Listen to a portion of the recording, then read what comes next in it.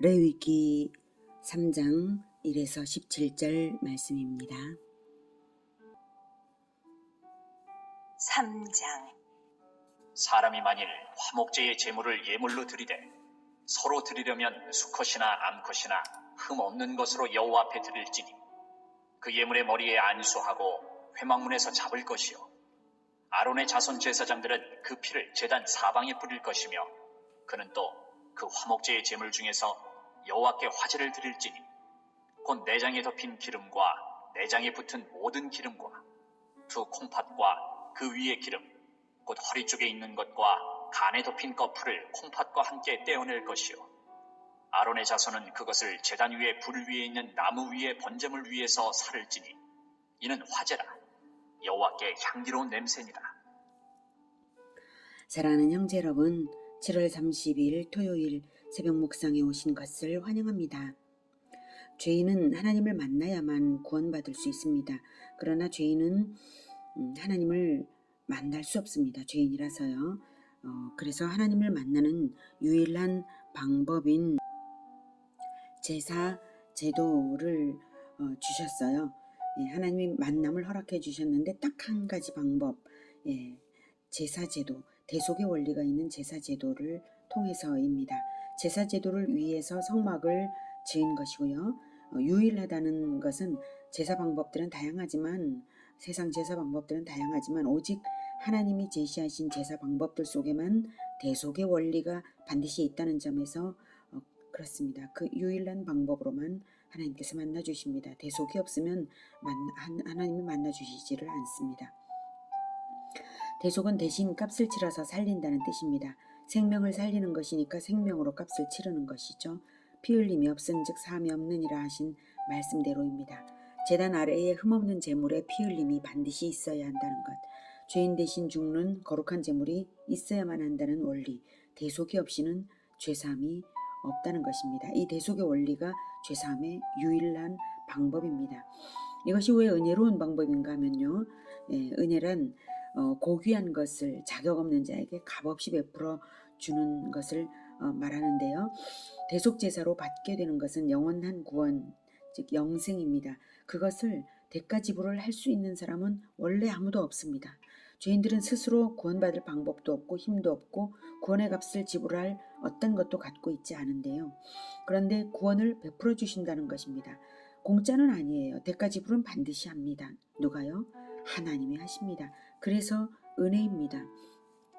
혜택을 주시는 분이 대가 지불을 하신다는 겁니다. 공짜는 아닌데 혜택을 받는 쪽에서 대가 지불을 하는 것이 아니라 혜택을 주는 쪽에서, 주시는 쪽에서 대가 지불을 한다는 점에서 말할 수 없는 은혜입니다.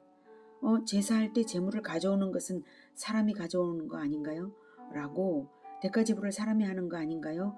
이렇게 생각하실 수가 있는데요. 그 제물인 흠없는 짐승은 죄 없는 그리스도를 예표합니다. 죄 없는 그리스도를 하나님이 내셨습니까? 사람이 내었습니까? 하나님이 내셨죠. 하나님이 내신 그 죄 없는 그리스도를 다만 예표하는, 예표 차원에서만 사람이 대가 지불을 하는 것 뿐이죠. 제물로 가져오는 것은 짐승이잖아요. 무엇으로 맞교환을 할 때는 등가의 법칙대로, 원래는 등가의 법칙대로 해야죠. 내가 맞교환하고 싶으면 상대방이 주는 것보다 같은 가치를 갖거나 그 이상의 가치여야 맞교환이 되는 것이지, 진품과 짝퉁을 맞바꿀 수 없는 것이고 실체와 모형 장난감을 바꿀 수 없는 것이죠. 어떻게 짐승의 가치가 인간의 가치와 같단 말입니까? 짐승은 다만 모형일 뿐입니다. 미래의 대속의 죽음으로 죄인을 구원할 그리스도의 모형입니다. 구약시대에는 아직 그리스도가 대속의 죽음을 죽지 않은 시점이지만 믿음으로 받는 것입니다. 마치 플라스틱 신용카드로도 물건을 살 수 있는 것과 같죠. 지불은 미래에 지불됩니다. 그리고 반드시 지불됩니다. 하나님의 여자의 후손 그리스도 언약은 반드시 이루어질 일이기 때문에 엄정한 제사 제도를 주시고 믿음으로 받는 모든 사람에게 마구마구 혜택을 주신 것입니다. 믿음으로 받는 모든 사람은 제물을 드림으로써 하나님의 은혜를 받았던 것입니다. 대속의 효력을 받는 방법은 바로 믿음입니다. 짐승 제사를 드리면서도 그리스도의 대속을 감사하면 믿음으로 드려져서 효력이 있는 것이고, 그저 짐승만을 드릴 뿐인 것이면 헛된 제사가 되겠죠. 그래서 제사의 효력을 받는 것은 믿음에 달려 있습니다. 믿음이란 시간을 초월해서 미래의 것을 내 마음에 앞당겨서 가지는 것입니다. 내 마음에 대속의 은혜를 믿는 믿음이 있으면 천국에서 실시간 실현되는 것입니다. 그래서 믿음으로 구원받는다는 점이 구약의 성도와 신약의 성도들이 동일합니다. 그리스도의 대속의 죽음 이전이나 이후나 동일합니다. 값없는 은혜라는 점을 더 말하면 아들이 아빠 신용카드를 가지고 마트에서 1,000만 원어치 물건을 산다면 물건값을 아들이 지불하는 것입니까? 아빠가 지불한 것입니까? 아빠가 지불한 것이죠.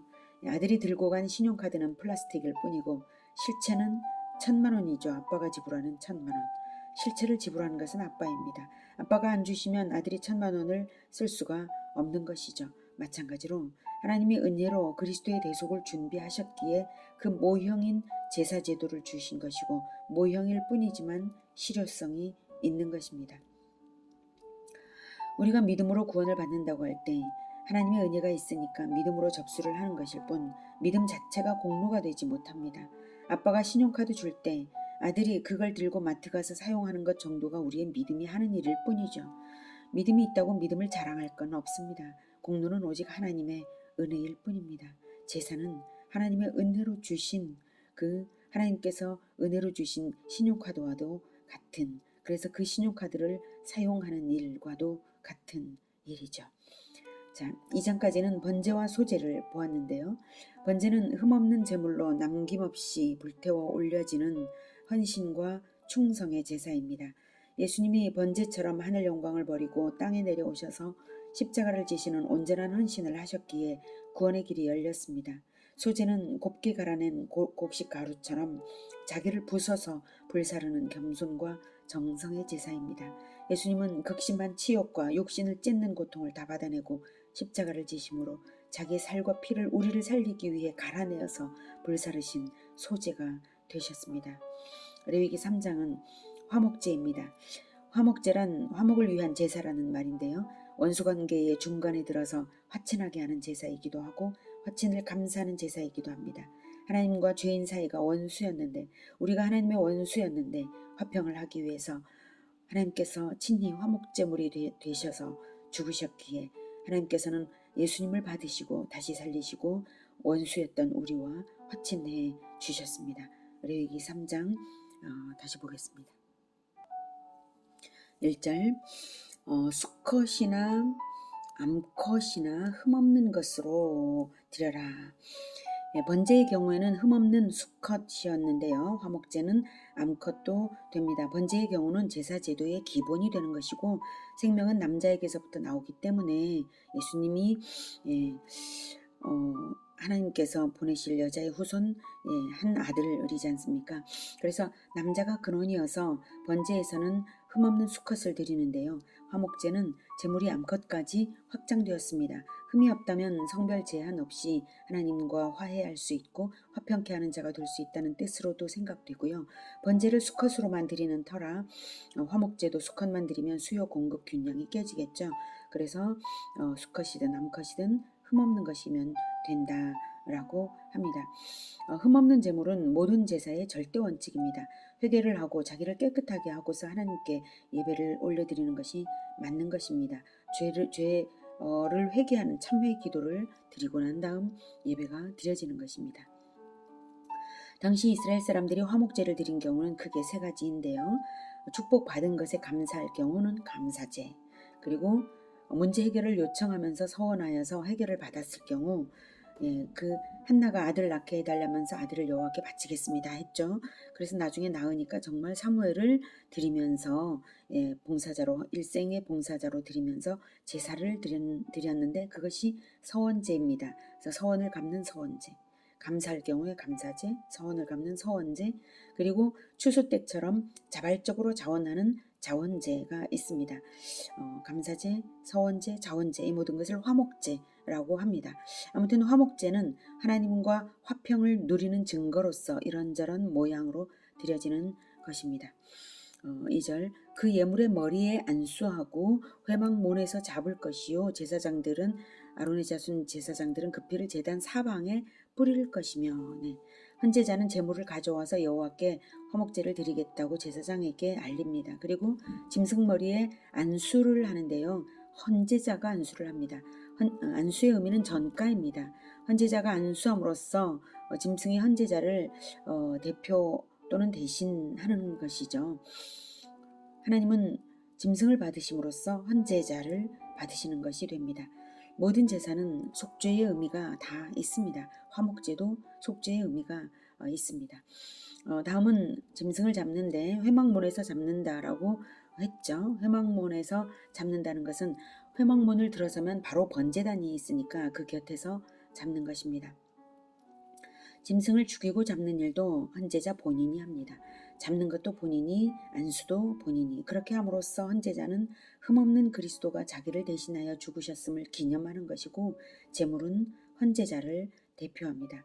제물에 안수할 때 헌제자의 죄와 제물의 정결함이 맞교환이 일어나는 것입니다. 피를 받아서 제단 사방에 뿌리는 일은 제사장이 합니다. 보혈의 영향력이 사방에 뿌려지는 그 일에서 보혈의 영향력이 사방에 끼쳐진다는 뜻입니다.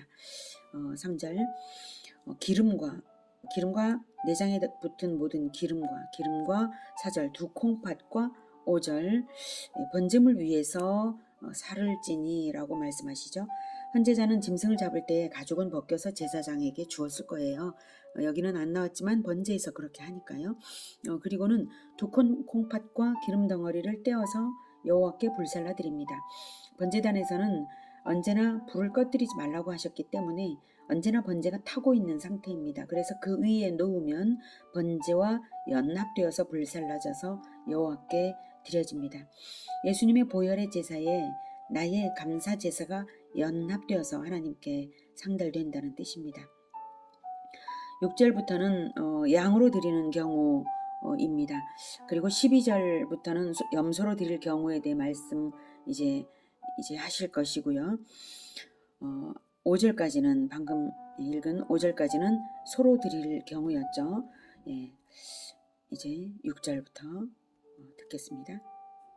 만일 여호와께 예물로 드리는 화목제의 제물이 양이면 수컷이나 암컷이나 흠 없는 것으로 드릴지며 만일 그의 예물로 드리는 것이 어린 양이면 그것을 여호와 앞으로 끌어다가 그 예물의 머리에 안수하고 회막 앞에서 잡을 것이요 아론의 자손은 그 피를 제단 사방에 뿌릴 것이며 그는 그 화목제의 제물 중에서 여호와께 화제를 드릴지니 그 기름 곧 미골에서 밴 기름진 꼬리와 내장이 덮인 기름과 내장에 붙은 모든 기름과 두 콩팥과 그 위의 기름 곧 허리 쪽에 있는 것과 간에 덮인 거풀을 콩팥과 함께 떼어낼 것이요 제사장은 그것을 제단 위에서 불사를 지니 이는 화제로 여호와께 드리는 음식이니라. 소와 동일한데요. 다만 양의 경우에는 꼬리 기름이라고 꼬리에 뭉툭한 기름덩어리가 있어요. 그것을 함께 드리라는 것입니다. 11절에서는 불살라 올리는 것이 여호와의 음식이라고 표현을 하셨어요. 여호와 하나님은 영이시니 식사를 하시는 분이 아니십니다. 그런데 왜 음식이라고 표현했을지가 궁금하죠. 예, 다른 제사에서는 화제를 음식으로 표현하시지 않으셔요. 그 이유는 바로 화목제의 남은 고기를 공동체가 함께 식사했기 때문입니다. 공동식사 때문에 음식이라고 표현하셨습니다. 공동식사를 한 것은 레위기 7장에 나와 있습니다. 레위기 7장 19절에 그 고기가 부정한 물건에 접촉되었으면 먹지 말고 불사를 것이라 그 고기는 깨끗한 자만 먹을 것이니 라고 깨끗한 자는 누구나 함께 식사할 수 있다라고 하는 것입니다. 이렇게 여호와의 음식이라고 표현하시고 공동체를 먹이게 하셨습니다. 하나님은 하나님을 위하는 섬김과 이웃을 위하는 섬김을 하나로 보십니다. 하나님을 위하는 만큼 이웃을 먹이라는 의미죠. 하나님이 정말로 기름과 콩팥을 드시는 것이 아니라 이건 내 몫이고 나머지 모든 것은 공동체의 음식이야 이런 의미로 공동체를 먹이라고요. 그렇게 하시는 것입니다. 공동체 식사를 위해 스스로 정결케 하고 함께 공동체 식사를 중시하게 되겠죠. 그러면 이렇게 화목제는 공동체의 교제를 일으킵니다. 자, 여기서 왜 하나님은 기름과 콩팥을 받으시는가를 이제 풀어볼게요. 먼저 콩팥은 하나님의 육체 중에 마음이 깃드는 부분이라고 고대 사람들이 생각했습니다. 내장을 대표하는 것이 콩팥입니다. 내면을 대표하는 사람이 내면, 내장과 내면 같은 것으로 생각을 한 거예요. 사람 고대에서. 그래서 그리고 또 신장, 콩팥 신장은 혈액을 맑게 걸러내는 역할을 하죠. 그래서 콩팥을 드리는 것은 자기의 가장 정결한 마음, 가장 깊고 간절하고 고결한 감정을 드리는 것으로 보면 됩니다. 대부분의 내장 기관이 배에 몰려 있고요. 콩팥이 대표한다고 볼 때 우리말에도 만족, 마음이 만족되면 안 먹어도 배부르다라고 하고요. 마음이 심하게 아플 때는 애를 태운다, 애를 끊는다, 내장을 태운다, 내장이 끊어지는 것 같다, 이런 표현을 하고, 마음이 편하면 속이 편하다, 즉 내장이 편안하다고 표현하지 않습니까? 예수님도 깊은 영생을 얻은 깊은 만족감을 그 배에서 생수의 강이 흘러나올 것이다 라고 표현을 하셨습니다. 그래서 콩팥은 배를 대표하죠. 내장, 내면의 대표로서 가장 고결하고 깊은 감정을 끌어올려 하나님께 드리는 것을 의미하고요. 기름은 근육에 꽃처럼 퍼져 있는 그 기름을 말하는 것은 아니고요. 내장과 그 주변에 있는 기름 덩어리 기름입니다. 배와 허리 부분의 기름 덩어리입니다. 그런데 양의 경우에는 꼬리 기름이라고 꼬리에 뭉툭한 기름 덩어리가 있어요. 미골에 그것을 이제 여호와께 드리려고 이스라엘 사람들은 꼬리 수레라는 것까지 만들어서 꼬리를 보호해주고 양을 고이고이 살피면서 길렀습니다. 그렇게 꼬리를 그렇게 보호를 하려고 하니까 얼마나 양 자체를 평안하게 잘 보호를 했겠습니까? 그래서 내장에 붙은 기름덩어리도 이제 많았겠죠. 꼬리 기름만이 아니라. 자, 아무튼 그것을 생각해 보면 기름은 곧 평안을 의미한다는 것을 알 수가 있습니다. 하나님께 자신을 드리는 사람은 먼저 마음의 평안을 잃지 말아야 합니다. 평안 가운데 사역이 되고 평안을 지켜야 자기를 올려드릴 수 있습니다. 기름과 두 콩팥으로 하나님께 올려드리는 것은 세상이 흔들 수 없는 평안과 가장 깊은 고결한 감정으로 하나님께 자기 자신을 올려드려라, 이것입니다. 자, 12절부터는 염소의 화목제의 경우인데요. 소와 동일합니다. 12절.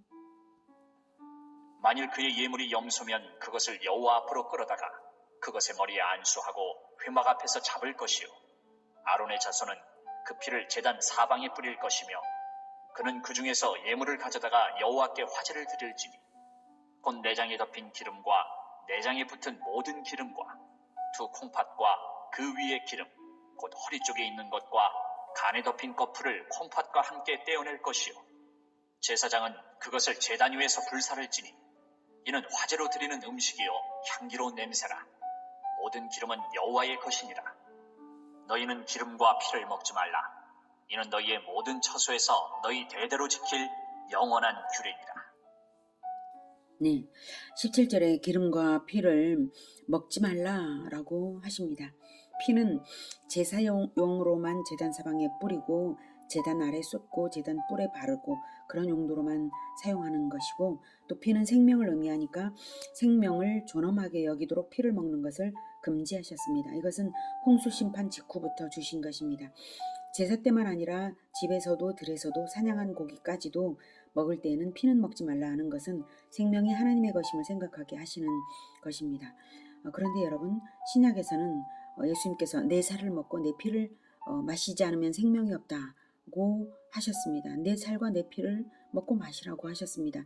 요한복음 6장 53절에서는 예수께서 이르시되 내가 진실로 진실로 너희에게 이르노니 인자의 살을 먹지 아니하고 인자의 피를 마시지 아니하면 너희 속에 생명이 없느니라. 이렇게 생명이, 영생이 오직 예수님께 달렸다는 것을 말씀하셨습니다. 그런 점에서 예수님의 보혈을 먹고 영생을 살라는 말씀이죠. 보혈의 공로 아니면 살아도 100년밖에 못 살고 100년도 평안 없는 인생 살다가 죽어서 지옥 갑니다.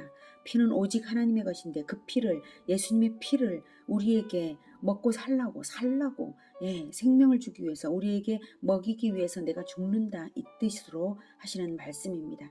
그래서 성찬식에서 포도즙 잔으로 상징하시면서 이 잔을 마시라고 하셨잖아요. 예수님에게만 속한 것을 우리에게 주시고 계시다는 뜻입니다. 그러면 기름은 평강이라고 했죠. 평강도 예수님만 주실 수 있습니다. 기름은 여호와의 것이라서 먹지 말라고 하셨잖아요. 예수님만 주실 수 있는 것입니다. 진정한 평강은 세상이 줄 수 없다는 의미입니다.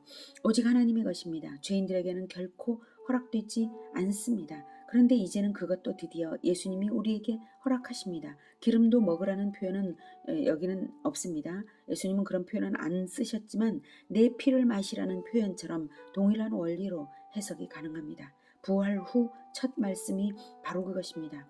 십자가로 모든 죄와 절망과 불안과 두려움을 다 못 박아버리고 부활로서 완전한 평강이 증명되었으니 이제는 평강은 믿는 자들의 전용입니다. 그래서 요한복음 20장 21절에서 말씀하시기를, 예수께서 또 이르시되 너희에게 평강이 있을지어다. 아버지께서 나를 보내신 것 같이 나도 너희를 보내노라. 이렇게 하셨습니다. 예수님을 믿는 자에게는 세상에 흔들 수 없는 평안이 있는 것이 정상입니다. 결코 절망이 없습니다. 천국이 있기 때문입니다. 때때로 근심이 있다가도 하나님께 나아오면 평안이 회복됩니다. 그렇게 해서 보내심을 받을 수 있습니다. 평안 없는 자가 어떻게 보내심 받을 수가 있겠습니까? 보내심을 받는 자들, 사명자로 살고자 하는 사람들에게는 평안이 확실하게 보장이 됩니다. 사명자로 산다는 것은 보냄을 받아서 세상을 먹이는 것을 말합니다. 영육간에 먹이는 것입니다. 보혈의 은혜로 먹이고 세상이 줄 수 없는 평강으로 먹입니다. 우리가 우리를 화목제로 하나님께 드린다고 할 때 하나님은 그 화평을 화목제 식사처럼 사람들과 나누기를 원하십니다. 나눌 때에 근심 걱정이 끼어들면 온전하지가 않습니다. 있든 없든 즐겁게 나누고 하나님의 공급을 믿어 의심치 마십시오.